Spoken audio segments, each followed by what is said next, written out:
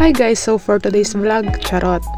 Nandito nga kami ngayon sa hypermarket. Ayan, bumili kami ng para sa biko. Gagawa daw si ate ko ng biko guys. Tignan natin. Ayan, yan na din yung ulam namin. Alam niyo ba kung ano yan? Ayan, pauwi na kami at pabalik na kami sa aming flat. Flat kasi ang tawag nila dito sa isang bahay o apartment. Ay, ang init guys. So guys, ayan. Mabilis namin maglakad, no? Tignan nyo. Unahan pa ako nyan. O, diba? So guys, malapit na tayo sa aming flat. Ayan. Dito nga pala kami ngayon sa Dubai, guys. Ayan, mga Filipino food. Ayan, packet na tayo. Ayan, at dahil nandito tayo sa Dubai, ipapakita ko kung paano bumukas ang isang elevator. Wow! Charot guys. So yan. Papakita ko yung mukha ko. Ayan, lakad. So, andito na tayo sa kusina. Unahin natin ang ating glutinous rice. Ayan, tsaka yung fresh na nyug. Ayan guys.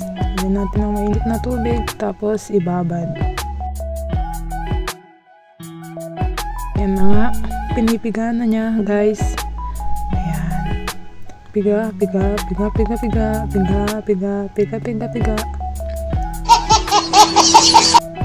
Ayan. Ngayon, isasalang na natin siya.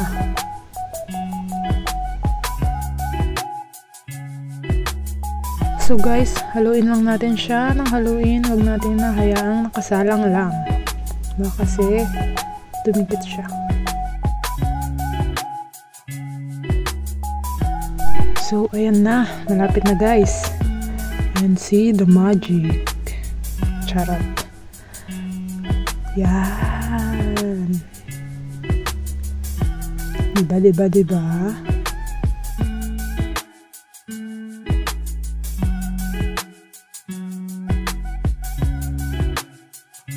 At syempre, ang pinaka-main, yan, yung ating glutinous rice.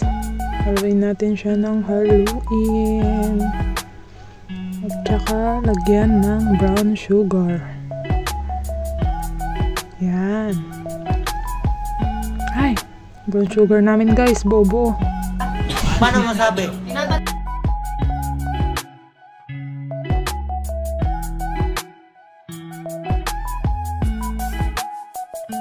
At ayan na nga, malapit na siya maging biko guys. Yan, brown na siya. Kanina white yan ah.